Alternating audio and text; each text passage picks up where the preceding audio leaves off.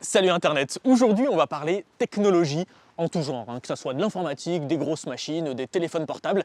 Et ça tombe super bien parce que la vidéo est sponsorisée. Flash News, nous interrompons notre reportage sur la foire du boudin de Saint-Ouen car il semblerait que l'astéroïde NV712, plus connu sous le nom de Gontran, se dirige droit vers la Terre. Nous envoyons tout de suite une équipe au point d'impact. Oh mon Dieu!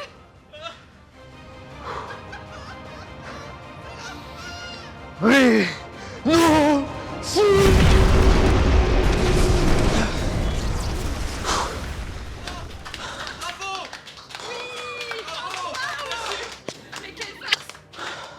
Approche donc.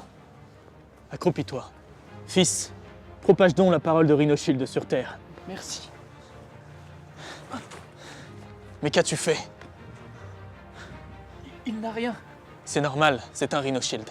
Mon Dieu, un deuxième astéroïde! Mais comment notre héros va-t-il faire alors qu'il n'a plus de protection? Ne vous inquiétez pas, terriens, car ils ont maintenant sorti les coques pour Apple Watch. Oui, non, si. Grâce au coq Rhinoshield, protégez vos appareils des impacts du quotidien et devenez vous aussi un héros. Vous l'aurez compris, la vidéo est sponsorisée par Rhinoshield, je vous en reparle à la fin, mais en attendant, c'est parti pour 77 faits surprenants sur la technologie.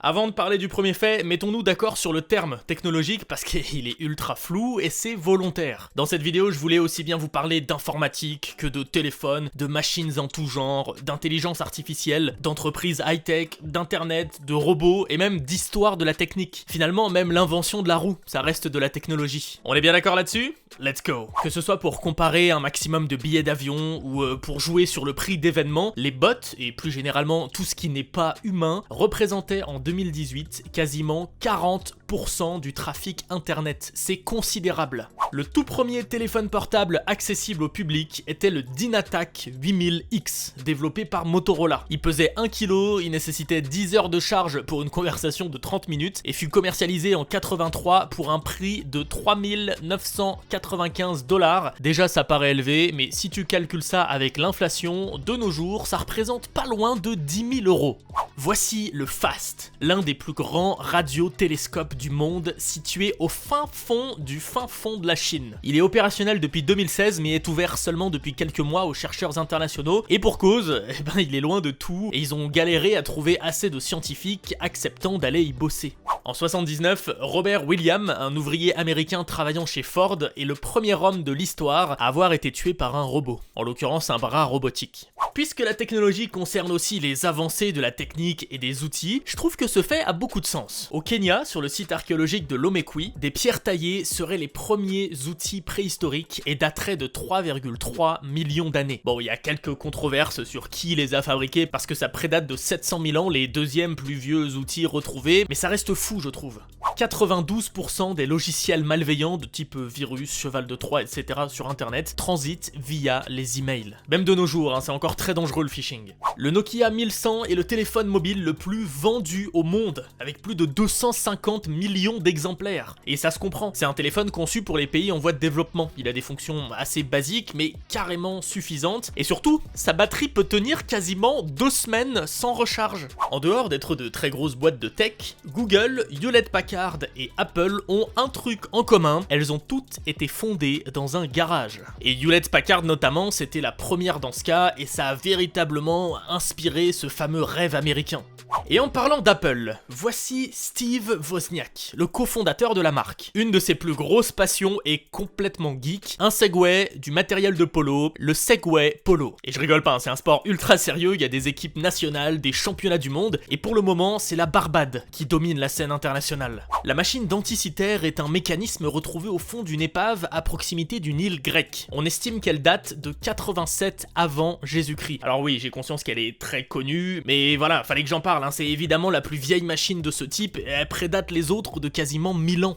Le 9 décembre 1968 a eu lieu la Mother of All Demo, un événement considéré comme la première présentation de produits informatiques. C'est notamment pendant cette démo que Douglas Engelbart a présenté la toute première souris d'ordinateur qui était en bois. Le Guinness des records considère que ce téléphone, le Sonim XP 3300 Force, est le plus résistant au monde. Oui, plus résistant encore que le 3310. Le Sonim a quand même résisté à une chute de 25 mètres sans dommage, et sans porter de coque Rhino Shield évidemment, sinon c'est de la triche. En 61, Unimate est le premier robot industriel. Il fut utilisé en premier sur les lignes d'assemblage d'une usine de General Motors dans le New Jersey. Archytas de Tarente était un philosophe et mathématicien grec du 4e et 5e siècle avant Jésus-Christ. Et il serait l'inventeur de la toute première, entre guillemets, machine à vapeur, qu'on appelle maintenant le pigeon à vapeur. Il s'agissait d'un pigeon en bois posé sur un récipient rempli d'eau chauffée. La vapeur montait, s'accumulait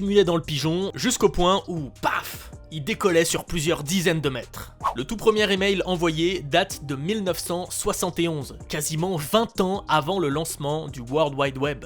Le téléphone le plus cher du monde est un iPhone 5 très spécial intitulé Black Diamond et recouvert d'or et de diamants. Il a coûté à son propriétaire 11,5 millions d'euros à l'époque. Et il a surtout été vendu seulement quelques semaines avant l'iPhone 6. Donc bon, je comprends pas trop. Vous êtes en train de regarder une séquence vidéo provenant du film Star Trek 2, La colère de Khan, qui date de 1982. Eh bien, il s'agit tout simplement de la première séquence de l'histoire du cinéma intégralement réalisée sur ordinateur en effets spéciaux. Le 25 octobre 2017, un robot a obtenu la nationalité saoudienne. C'est pas du tout une blague, voici Sophia, une gynoïde, donc un robot à l'apparence féminine. Elle est capable de tenir des discussions, d'apprendre de son environnement, et ouais, maintenant, elle a un passeport saoudien. Deux des ancêtres de la robotique moderne sont les tortues de Bristol, qui ne ressemblaient pas vraiment à des tortues, on est bien d'accord. Elles datent de 1947, sont l'œuvre de William Gray Walter et pouvaient réagir à leur environnement et notamment à la lumière. Un téraoctet, c'est 1000 gigaoctets. Ça paraît évident et normal pour les plus jeunes d'entre vous d'avoir un disque dur d'1 téraoctet, mais quand j'étais ado, avoir un disque dur interne de 40 gigas, c'était vraiment un truc de fou. Aujourd'hui, on sait pas quoi faire de nos ordi à 4 téra de mémoire. Du coup, je me suis dit, anticipons un petit peu le futur. 1000 téraoctets, ça s'appelle un pétaoctet. Je vous laisse imaginer ce que seront des disques durs de 50 pétaoctets. Je pense qu'on aura de la place. D'ailleurs, est-ce que vous pensez qu'un jour la technologie sera tellement folle qu'on pourra avoir du stockage illimité? En tout cas, au moment où j'écris cette vidéo, autant les records de disques durs externes explosent et c'est difficile de savoir qui est la plus grosse, c'est beaucoup plus simple avec les cartes SD. Regardez-moi ces beautés, les premières cartes SD et micro SD de 1 Tera. En novembre 2000 est sorti, au Japon uniquement, ce téléphone, le JSH04. Il s'agit du premier téléphone de l'histoire ayant un appareil photo intégré. Qui dit développement d'intelligence artificielle, dit développement d'intelligence artificielle dans le domaine militaire. Et ça fait peur. Voilà quelques images d'un robot créé par la boîte Kalachnikov en personne. Il est capable, grâce à une caméra, de repérer des ennemis et de leur tirer dessus avec une précision délirante. Vraiment, Terminator est bientôt là. Techniquement, quand on y réfléchit, les premières fusées dateraient du XIIIe siècle et servaient à la dynastie chinoise des Song de propulsion pour leurs projectiles. Le 12 mars 1989, Tim Berners-Lee développe l'idée du World Wide Web. Le 17 mai 1991, un peu plus de 2 ans après, le premier serveur public est ouvert. C'est la première fois que, voilà, techniquement, le public pouvait accéder au web. Et puis j'ai trouvé un site très marrant qui te dit l'âge du web le jour de ta naissance, ou à l'inverse, si t'es né avant, combien de jours tu avais, toi, à la sortie du web. Le site s'appelle How Old Is the Inter.net, c'est marrant le jeu de mots, et mon seul reproche est qu'il se base sur la date du 12 mars 89 et pas du 17 mai 91. Le 9 janvier 2007, Steve Jobs montait sur scène pour présenter le tout premier iPhone. Moment révolutionnaire dans l'histoire du téléphone. Sauf qu'au moment de la présentation, le téléphone il était loin d'être prêt. Il y avait encore énormément de bugs, le Wi-Fi se coupait tout le temps, le téléphone s'arrêtait si t'écoutais une chanson trop longtemps, la batterie se vidait rapidement. Pour parer à tout ça, Steve Jobs là sur son pupitre, il n'avait pas qu'un seul iPhone mais plusieurs. Je vous jure, allez voir, c'est très discret mais on voit clairement qu'il ne prend jamais le même 2 fois de suite. D'ailleurs, sois attentif à la prochaine pub Apple que tu verras, l'heure affichée sur l'iPhone est toujours 9h41, car c'est à 9h41 précise que Steve Jobs a dévoilé le tout premier iPhone. Fanuc est une boîte japonaise de robots. Et pour fabriquer ces robots, elle a plusieurs usines remplies de robots. Des robots qui construisent d'autres robots sans la main de l'homme, ça existe vraiment. Le tout peut être laissé en autonomie 24 heures sur 24 et pendant des périodes de 30 jours sans aucune intervention. Ça permet notamment de laisser l'usine complètement dans le noir, de pas mettre de clim, de chauffage, et de toute façon c'est des robots, ils s'en fichent. On connaît les compétitions de drones, mais est-ce que vous saviez qu'il existe aussi des compétitions de création de mini-drones? Et bien souvent ces événements sont sponsorisés par des gens qui y voient beaucoup d'intérêt, comme l'armée américaine, l'armée indienne, et même, cocorico, la direction générale de l'armement. Voilà, je sais pas trop quoi en penser. Je pense en avoir déjà parlé sur la chaîne, mais cet homme, Claude Chappe, a inventé à la fin du XVIIIe siècle le sémaphore. Des tours surmontées de bras articulés pouvant transmettre des messages à la tour suivante. Ça a révolutionné la communication et cette invention est un petit peu la maman du télégraphe. En novembre 2010, un labo de l'US Air Force a connecté 1760 PlayStation 3 pour former un super ordinateur vachement puissant. Et en termes de coût, pour une puissance équivalente, c'était le moins cher de faire ça. Ce fait est extrêmement flippant. Une étude a montré que 91% des gens qui possèdent un smartphone l'ont toujours à portée de bras 24 heures sur 24. Et je dis cette phrase évidemment en ayant mon portable posé à 30 cm de moi. D'ailleurs, pour aller encore plus loin, 90% des SMS sont lus dans les 3 minutes de leur envoi. Dites-moi que je suis pas le seul à me reconnaître un petit peu dans ces deux faits. En août 2013, Google et tous ses services, donc YouTube, Google Drive, etc., ont cessé de fonctionner pendant à peine 5 minutes. C'est rien du tout 5 minutes. Et pourtant, sur cette très courte période, le trafic internet mondial a diminué de 40%. Et ce sont des centaines de milliers de dollars perdus par Google. Moi je sais pas, ce chiffre de 40% me fait super peur. Vous imaginez ce que ça veut dire sur la domination de Google sur internet quand même. À la fin du XVIIIe siècle, Nicolas Joseph Cugnot fut l'inventeur du fardier de Cugnot, le premier véhicule automobile de l'histoire. Pour l'info, un fardier c'était un véhicule spécialisé dans le transport de charges très lourdes. Et dans la continuité du fait précédent, lors d'un test de son invention, Nicolas n'a pas réussi à freiner et a embouti un mur. Le premier accident de l'histoire de l'automobile a eu lieu avec la première automobile de l'histoire. Quasiment 1600 ans avant le premier sismographe, le savant chinois Zheng Heng inventa le premier sismoscope. Une machine déjà très esthétique, moi que je trouve très jolie, et qui était surtout capable de détecter la direction d'un séisme, mais bon, et pas son intensité, quand même, faut pas pousser.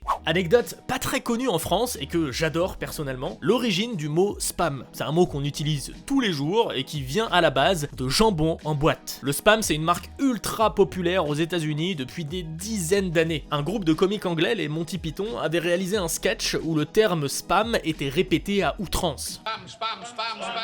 Et puis, fin 90, des internautes fans des Monty Python ont fait tourner sur des groupes des messages entiers remplis du mot spam pour imiter leur idole. Et puis voilà, ce message a été viral, des gens ont commencé à dire « Mais arrêtez de me spammer là, s'il vous plaît ». Voilà l'histoire du terme spam. Avouez que c'est stylé quand même. Fin 1999 est sorti le Benephone ESC, le premier téléphone équipé d'un GPS et c'était super pratique. Tu pouvais télécharger des cartes et repérer tes mouvements. Tu pouvais même envoyer par SMS tes coordonnées GPS si t'étais perdu. Les combats de robots, mon dieu ce que j'adore ça. Autant j'y connais absolument rien du tout en robotique, autant j'adorerais apprendre juste pour créer des robots de combat. La hype est un petit peu passée maintenant, mais fut une époque, des émissions télé reprenaient des compétitions. Checkez un petit peu sur YouTube si vous connaissez pas ce genre de truc, vous allez voir, c'est vraiment trop cool. D'ailleurs, ça me fait penser à un événement qui n'a eu lieu qu'une seule fois, en 90, les Jeux Olympiques des robots. On y trouvait plein d'épreuves cool, de la marche, de l'escalade, et je trouve ça assez dommage qu'il n'y ait pas eu d'autres éditions. Le grand Léonard de Vinci a travaillé sur plusieurs machines, de guerre notamment, mais, et je l'ignorais totalement, il a aussi pris des notes sur un automate, le chevalier mécanique qui pouvait, avec l'aide de cordes et de poulies, bouger les bras ou la tête. Je vous rappelle qu'on parle du 15e siècle. L'éolipile, c'est le nom d'une des plus vieilles machines à vapeur de l'histoire. Héron d'Alexandrie était un ingénieur et mathématicien grec qui a vécu au 1er siècle après Jésus-Christ et qui a donc inventé les prémices de la révolution industrielle des machines à vapeur. En 2027, le marché de la voiture autonome, donc sans intervention d'un conducteur, dépassera les 100 milliards de dollars. D'ailleurs, les robotaxis, là, les taxis automatiques sans conducteur, c'est presque presque plus un mythe. Des tests sont déjà réalisés par beaucoup d'entreprises et Tesla a même annoncé que ses premiers robots taxis seront disponibles dès 2020. Alors ok, c'est pas des voitures volantes comme on pensait quand on était gosse, mais c'est quand même super cool, non? Un taxi qui vient te chercher et y a personne qui le conduit. En préparant ma vidéo sur les lieux insolites dans les départements français, je me suis demandé quel département pouvait s'écrire avec une seule ligne sur un clavier AZERTY. Et oui, j'ai conscience en disant cette phrase que je me pose des questions bizarres, mais voilà, j'ai pris le temps de tous les tester, et il n'y en a qu'un, l'heure. Bon, et j'avoue, j'ai aussi fait le test avec tous les pays du monde, et y a que le Pérou qui rentre que sur une seule ligne. Arrêtez de me juger là sur mes loisirs bizarres. Le premier SMS fut envoyé en décembre 1992. Le premier appel passé avec un téléphone portable date lui de 1973. Il y a eu 19 ans entre un transfert de voix et un transfert de message.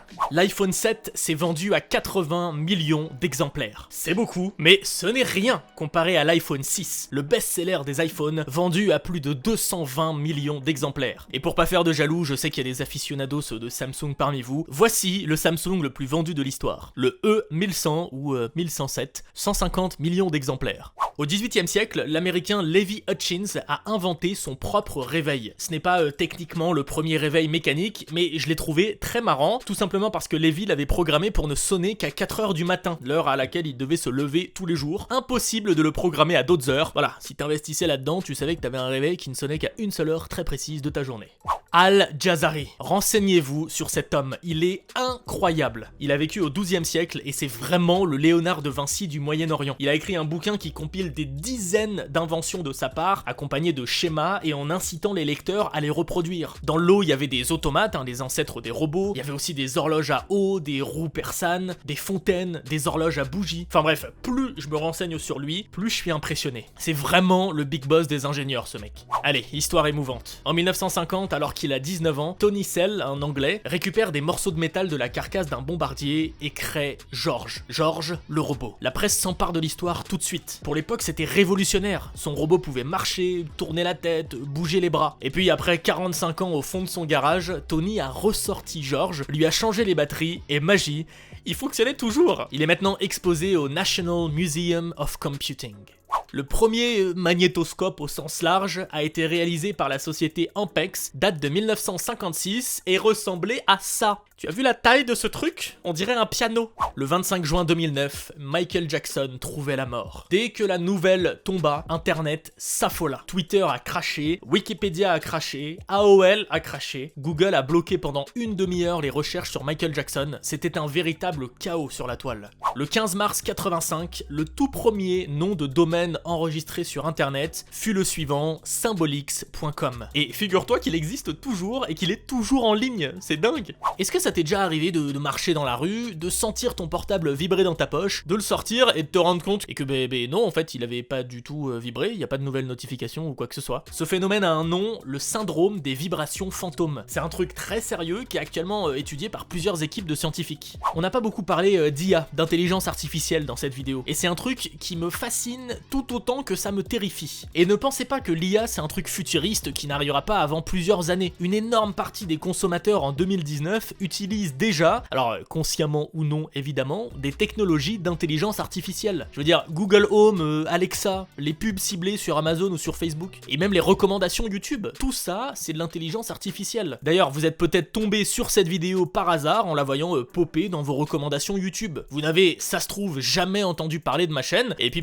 si c'est le cas, je trouve que c'est le moment parfait pour vous abonner en cliquant sur le petit bouton rouge. Et puis même si vous le faites pas, dans tous les cas, bienvenue. Quand je dis que l'intelligence artificielle me fascine et me terrifie à la fois, c'est parce que de nos jours, là au moment où j'écris cette vidéo, il existe des intelligences artificielles qui peuvent lire l'écriture humaine mieux que des humains, qui peuvent mieux lire sur des lèvres et qui peuvent même écrire elles-mêmes des logiciels de machine learning. Ça fait vraiment froid dans le dos. D'ailleurs, quelle est selon vous la prochaine grosse découverte ou avancée technologique des prochaines décennies? Si je dois miser un petit billet, je dirais perso l'arrivée des ordinateurs quantiques. C'est encore très flou pour le moment, mais depuis quelques années, d'énormes groupes comme Google ou Amazon investissent beaucoup d'argent pour développer ce genre d'outils qui pourraient entièrement révolutionner notre quotidien, et même la science en elle-même évidemment. Sans rentrer dans les détails, un ordinateur quantique serait capable, en théorie, de faire des calculs à des vitesses beaucoup plus rapides que toutes nos machines actuelles. Genre 10 000, 100 000 fois plus, enfin je sais pas, je sors un petit peu ce chiffre de ma poche, mais t'as compris le délire. Passons des ordinateurs quantiques aux Amish. Parce que oui, même les Amish ont besoin de technologie. C'est une communauté qui rejette un maximum la modernité, mais un mec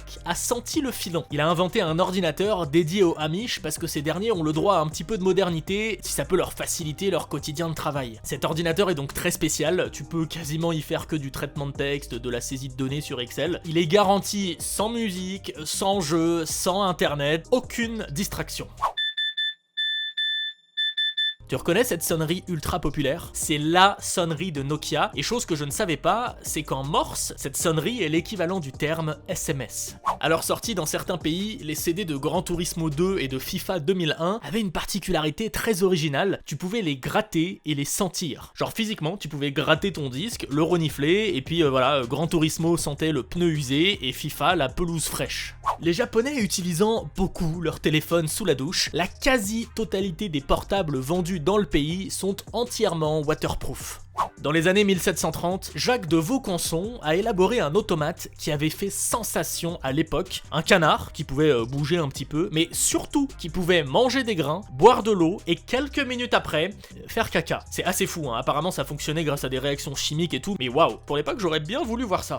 On a parlé plutôt de la première automobile à vapeur, et bien il semblerait que dès 1687, Ferdinand Verbier avait déjà imaginé une machine à vapeur roulante. C'était pas vraiment une automobile parce que ça servait pas à transporter des biens ou des gens, juste ça roulait quoi, et puis c'était déjà bien pour l'époque. Parmi les 5 plus grosses compagnies de télécom dans le monde, on retrouve notamment AT&T et Verizon, 2 boîtes américaines. La première boîte française dans le classement c'est Orange, et elle se trouve à la 11e place. À la fin du 18e siècle, un génial automate a été créé dans ce qui est pour moi mon canular préféré de tous les temps. Un bureau, un plateau d'échecs, un automate, et c'est parti. Le truc pouvait jouer contre n'importe qui et même gagner des parties. Alors la vérité a mis un petit peu de temps à éclater, mais oui, évidemment, quelqu'un se cachait dans le bureau et jouait par en dessous. Mais est-ce que t'imagines pour l'époque, il y avait même pas encore cette notion de canular. Les pranks d'il y a 250 ans, c'était quand même quelque chose. Maintenant, on étire du film plastique entre deux murs pour que son pote s'éclate par terre. Ah oui, ça a changé, je suis désolé les gars, ça a changé. Les horribles cernettes étaient un girls band composé d'employés ou de proches du CERN. Elles sont principalement connues pour être sur la toute première photographie affichée sur internet. De nos jours, on poste 1 million de photos à la seconde, et bien voici la toute première. Bon, tout le monde connaît le nom de l'inventeur du téléphone, Alexander Graham Bell, yes. Eh ben non en fait, il est maintenant prouvé depuis quelques années que bien des années avant lui, l'italien Antonio Meucci avait déjà fabriqué et testé même plusieurs prototypes, mais que par manque d'argent il n'avait pas pu déposer le brevet. Entre temps Bell s'est largement inspiré de ces prototypes pour créer sa version du téléphone. Ça l'histoire. Le tout premier logo d'Apple n'est pas une pomme, le voici. On reste quand même dans le thème parce qu'il s'agit de Newton sous son pommier, mais ouais je sais pas vous, moi je trouve que ça faisait plus emblème de confrérie étudiante de Harvard que logo de future boîte à succès. On parlait il y a quelques minutes d'intelligence artificielle, certaines recherches et évolutions dans ce sens concernent le corps médical. Certaines IA seraient quasiment au point de prédire des infarctus plusieurs années à l'avance en ne faisant que quelques tests chez un patient. Avant le développement de la mécanique théorique, les ingénieurs du passé concevaient leurs machines en se basant sur ce qu'on appelle les concepts de machines simples. Il y en a entre 6 et 8 dont par exemple le levier, la poulie, l'engrenage ou encore la vis, et c'est donc en combinant ces machines simples qu'ils réfléchissaient à des machines plus complexes. Dans la série des sports vraiment chelous, en Finlande, il y a des compétitions de lancer de téléphones portables. Quant au choix du téléphone, il t'appartient. Il a juste à faire plus de 220 grammes. Vladimir Loukyanov, un chercheur soviétique, avait mis au point dans les années 30 une espèce d'ordinateur hydraulique fonctionnant grâce à des jauges ultra précises et des mouvements d'eau millimétrés. Alors, j'ai un petit peu de mal à m'imaginer comment des calculs complexes pouvaient en découler, mais pourquoi pas. Ça me fait toujours autant sourire, donc je vous le repartage. Avant de produire des télés 32K et des PlayStation 5, la toute première invention de Sony était un cuiseur de riz, qui ne fonctionnait même pas d'ailleurs. L'Académie nationale d'ingénierie des États-Unis a considéré que les 10 plus importants développements technologiques du XXe siècle sont l'électrification, l'automobile, l'avion, la distribution d'eau, l'électronique, la radio et la télévision, l'agriculture mécanisée, l'ordinateur, le téléphone et la réfrigération. Sais-tu d'où vient le terme robot? Il a pour la première fois été utilisé au début début des années 20 dans la pièce de théâtre russe Rossom's Universal Robots, qui parlait déjà d'anticipation robotique. L'auteur a inventé le mot robot à partir du terme tchèque robota qui signifie corvée. Juin 2010, l'iPhone 4 est lancé. Et puis très rapidement, un bug est détecté. Si tu tiens ton téléphone d'une certaine manière, l'antenne est bloquée et ton réseau disparaît. C'est pas très pratique pour un téléphone, et évidemment c'est un énorme problème pour Apple, sauf que quand Steve Jobs est confronté à ça, il répond par email: bah les gars, il suffit juste de tenir votre téléphone différemment. Après ça, Apple a quand même trouvé une solution en proposant des bumpers gratuits à tous les possesseurs d'iPhone 4. Et puis dans la foulée, plusieurs constructeurs ont commencé à proposer leurs propres bumpers, comme Rhino Shield par exemple, qui a démarré avec un projet Kickstarter. Vous commencez à les connaître, hein, ils proposent plusieurs produits comme des coques, des bumpers, des protections écran anti-choc, et pas que pour iPhone hein, évidemment. Leur force c'est clairement la résistance de leur matériau qui permet d'absorber les chocs. Enfin bon, entre ça et tous les choix de personnalisation disponibles, les différentes collaborations qu'ils font avec par exemple Assassin's Creed, perso, voilà, c'est une marque que j'apprécie beaucoup et que j'utilise même déjà depuis un bon moment. En plus, dernièrement, ils ont sorti une nouvelle marque qui s'appelle Chroma, qui est un petit peu la petite sœur de Rhino Shield, avec des designs vraiment mignons. Voilà, on sait jamais, hein, c'est Noël, t'as peut-être eu un nouveau téléphone ou juste t'es intéressé, hésite surtout pas à checker la description, t'as un code promo de 20% de réduction jusqu'au 31 décembre et 10% par la suite. Merci en tout cas infiniment d'avoir suivi la vidéo jusqu'ici, je te souhaite d'excellentes fêtes de fin d'année, la santé, tout ça, et puis on se retrouve très vite pour une nouvelle vidéo. Salut Internet.